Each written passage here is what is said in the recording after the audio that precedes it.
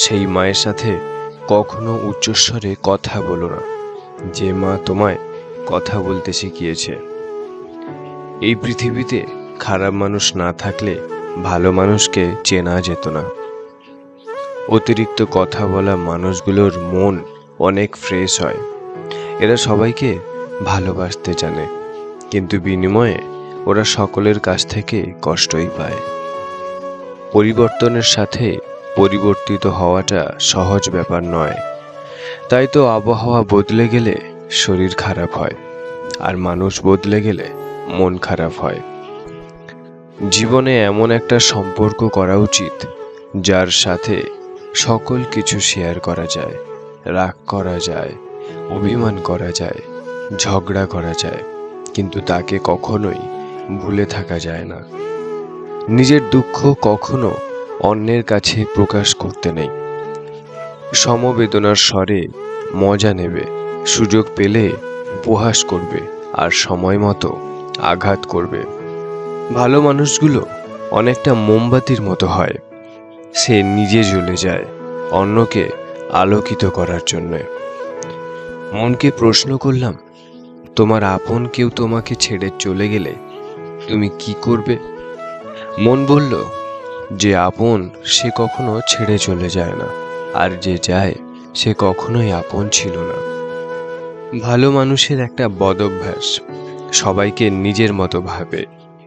খুচরো পয়সার আওয়াজ সব সময় বেশি হয়, কিন্তু বেশি টাকার নোটে কোনো শব্দ নেই। তাই সকলকে নিজের মূল্য বোঝাতে সবসময় চুপ থাকবে। যদি আপনি জীবনে বারবার আঘাত পেতে থাকেন, তাহলে নিজেকে দোষী ভাববেন না। শুধু মনে রাখবেন, যে গাছের ফল যত বেশি মিষ্টি, সেই গাছে সবাই বেশি পাথর ছোঁড়ে।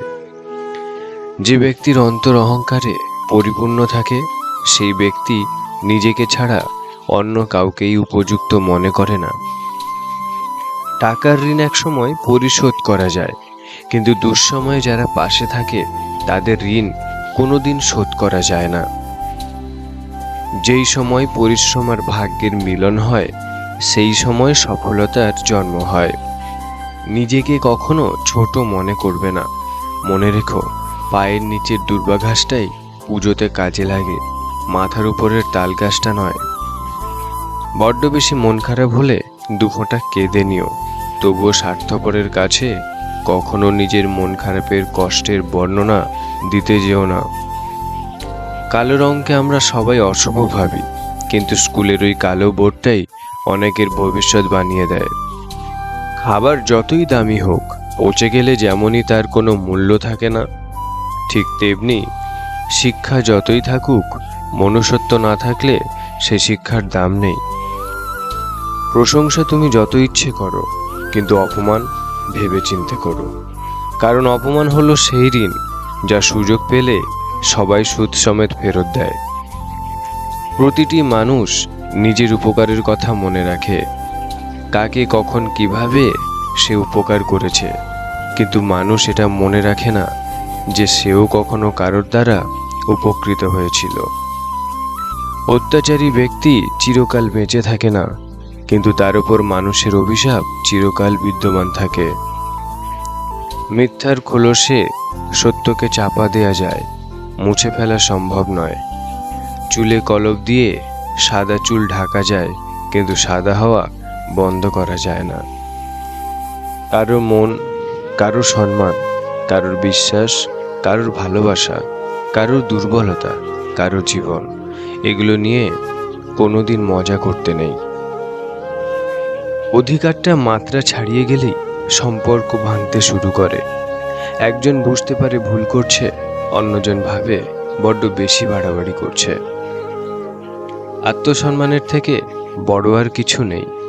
কেউ তোমাকে একবারের জন্য ছোট করলেও তাকে চিনে রাখো এবং তার থেকে দূরে থেকো, কারণ প্রশ্রয় পেলে সে একই কাজ বারবার করবে। সব না পেলেও যতটুকু পেয়েছি ততটুকু বা কজন পায়, এই চিন্তাধারা যাদের থাকে কষ্টের পৃথিবীতে, তারাই প্রকৃত সুখী। 6 বছর বয়সী বোন 9 বছর বয়সী ভাইকে প্রশ্ন করল, দাদা, ভালোবাসা কাকে বলে? ভাই বলল, এই যে তুই প্রতিদিন আমার ব্যাগ থেকে চকলেট চুরি করে খাস, তা জেনেও আমি প্রতিদিন ওখানেই চকলেট রাখি। এটাকেই ভালোবাসা বলে। অতিরিক্ত ভালোবাসাটাই হচ্ছে পৃথিবীর সবচেয়ে বড় অপরাধ। আপনাকে এই অপরাধের শাস্তি আপনার প্রিয় মানুষটি দেবে। প্রতিদিন প্রতিদিন আপনাকে মৃত্যু যন্ত্রণা সহ্য করতে হবে, কিন্তু মরতে পারবেন না।